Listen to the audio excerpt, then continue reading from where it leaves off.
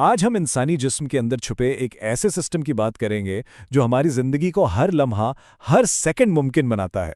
जी हाँ, ये है इंसानी खून की नाकाबिले यकीन दुनिया। चलें इस सफर का आगाज करते हैं। कभी सोचा है कि कायनात का सबसे मसरूफ, सबसे पेचीदा ट्रांसपोर्ट सिस्टम कौन सा हो सकता है? एक ऐसा सिस्टम जो हर सेकंड खरबों मुसाफिरों को उनकी मंजिल तक पहुंचाता है, सिक्योरिटी भी देता है और रास्ते में होने वाली हर टूट-फूट की फौरन मरम्मत भी कर डालता है। तो जवाब है, ये कोई खलाई निजाम नहीं है। ये सिस्टम हम सब के अंदर मौजूद है। जी हाँ, ये है हमारे जिस्म में दौड़ता हुआ खून का निजाम। एक ऐसा लॉजिस्टिक मौजज़ा जो मुसलसल बिना रुके अपना काम करता रहता है। तो आइए इस सिस्टम को जरा करीब से देखते हैं। देखें, खून को समझने का सबसे बेहतरीन तरीका यह है कि इसे एक लॉजिस्टिक ट्रांसपोर्ट सिस्टम समझा जाए।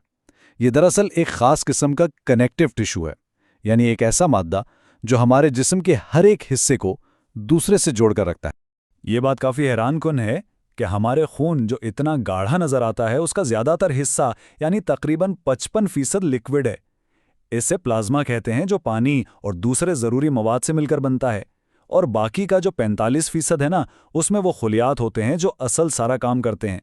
अच्छा, खून की कुछ और ख़ास बातें भी हैं, जैसे इसका रंग। ये ऑक्सीजन के साथ चमकदार सुर्ख होता है और ऑक्सीजन के बगैर थोड़ा गहरा जामनी सा हो जाता है।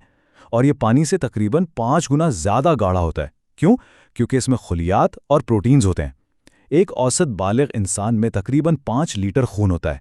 और ये बनता कहाँ से है? जिस्म के एक बुनियादी टिश्यू से, जिसे मेसोडर्मल टिश्यू कहते हैं। और ये देखें, 7.4।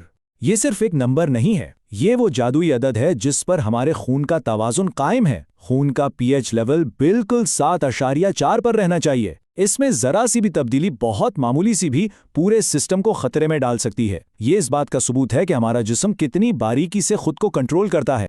तो अब वक्त है इस लॉजिस्टिक कंपनी के सबसे मेहनती कारकुनों से मिलने का। ये हैं खून के सुर्ख खुलियात या रेड ब्लड सेल्स। यूं समझें कि ये ऑक्सीजन से लदे हुए ट्रकों का एक बहुत बड़ा बेड़ा है जो कभी नहीं थकता। इन ट्रकों यानी आरबीसीज का सिर्फ और सिर्फ एक ही मिशन है, फेफड़ों से ऑक्सीजन का कार्गो उठाना और इसे जिस्म के कोने कोने में हर एक सेल तक पहुंचाना। इनकी खास बात यह है कि इनमें न्यूक्लियस नहीं होता, ताकि ज्यादा से ज्यादा ऑक्सीजन ले जा सकें।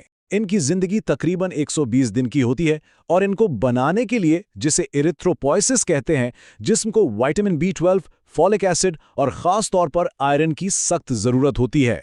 लेकिन सोचें, क्या हो अगर ये डिलीवरी सिस्टम फेल हो जाए? अगर ऑक्सीजन ले जाने वाले ये ट्रक कम पड़ जाएं, ये ठीक से काम ही ना कर पाएं। बस इसी हालत को मेडिकल की जबान में अनीमिया या खून की कमी कहा जाता है। ये दरअसल जिस्म के अंदर एक बहुत बड़ा लॉजिस्टिक्स का बहरान है। और ये बहरान कई शक्लों में आ सकता है। मसलन अगर जिस्म में आयरन की कमी हो जाए तो हीमोग्लोबिन यानी ऑक्सीजन पकड़ने वाला प्रोटीन ठीक से नहीं बन पाता। कभी कभी बोन मैरो यानी वो फैक्ट्री जहां ये खलियात बनते हैं, वही काम करना कम कर देती है। बाज़ औक़ात विटामिन्स की कमी से ये खलियात बड़े और बेढंगे बनते हैं। और सिकल सेल एनीमिया जैसी जीनेटिक बीमारी में तो हीमोग्लोबिन की साख्त ही खराब होती है, जिससे खलियात दरांती की शक्ल के हो जाते हैं। तो एक तरफ तो सुर्ख खुलियात हैं जो ऑक्सीजन की डिलीवरी करके जिस्म को तवानाई देते हैं, लेकिन इतने अहम काम के लिए सिक्योरिटी भी तो चाहिए ना। आखिर इन कीमती ट्रकों को रास्ते में मुहाफिजों की भी तो जरूरत होती है। तो चलें अब मिलते हैं जिस्म की अपनी डिफेंस फोर्स से। तो ये है जिस्म की सिक्योरिटी और डिफेंस फोर्स, खून के सफ़ेद खुलियात या वाइट ब्लड सेल्स। ये समझें कि ये हमारे खून की गश्त करती हुई पुलिस है जो हर वक्त हमला आवरों और दुश्मनों की तलाश में रहती है। इनका बुनियादी मिशन है जिस्म को बीमारियों और इन्फेक्शन से बचाना। जैसे ही कोई जरासीम या वायरस जिसमें दाखिल होता है, ये खलियात फ़ौरन उसे घेरकर निकल जाते हैं। इस अमल को फैगोसाइटोसिस कहते हैं। इनकी भी आगे 2 बड़ी टीमें हैं। एक हैं ग्रैनुलोसाइट्स जो फर्स्ट रिस्पॉन्स फोर्स की तरह फौरी हमला करते हैं, और दूसरे हैं ए ग्रैनुलोसाइट्स जो ज़्यादा मंसूबाबंदी के साथ दिफाई कार्रवाई करते हैं। अच्छा, एक बेहतरीन लॉजिस्टिक सिस्टम में डिलीवरी और सिक्योरिटी के साथ साथ एक और चीज़ बहुत ज़रूरी होती है, और वो है इमरजेंसी रिपेयर। तो मिलें प्लेटलेट्स से। ये जिस्म की हंगामी मरम्मत करने वाली टीम है। जैसे ही कहीं कोई कट लगता है या कोई खून की नाली जख्मी होती है, ये फ़ौरन एक्शन में आ जाते हैं। इनका सबसे अहम काम है हीमोस्टेसिस, यानी खून के बहाव को रोकना।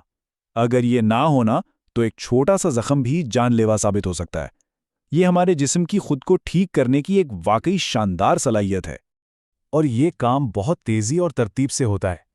जैसे ही कोई नाली जख्मी हुई, सबसे पहले प्लेटलेट्स वहां भागकर पहुंचते हैं और एक आर्जी प्लग बना देते हैं। इसके फौरन बाद खून में मौजूद केमिकल्स, जिन्हें क्लॉटिंग फैक्टर्स कहते हैं, एक एक करके एक्टिवेट होते हैं।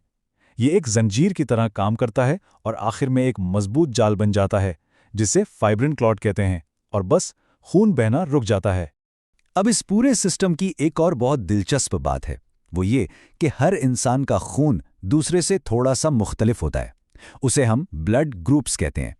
ये बिल्कुल ऐसे है जैसे हर शख्स के अंदरूनी लॉजिस्टिक सिस्टम का अपना एक मुनफरिद शनाख्ती कार्ड हो।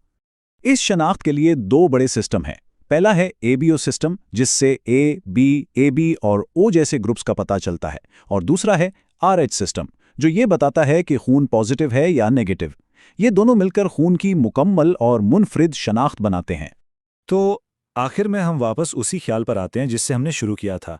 खून सिर्फ एक लाल रंग का माया नहीं है, ये एक मुकम्मल खुदकार और खुद को ठीक करने वाला लॉजिस्टिक सिस्टम है, जिसमें सुर्ख खलियात यानी आरबीसीज ऑक्सीजन के ट्रक हैं, सफ़ेद खलियात यानी डब्ल्यूबीसीज गश्त करती हुई पुलिस हैं, और प्लेटलेट्स सड़क की मरम्मत करने वाले कारकुन हैं।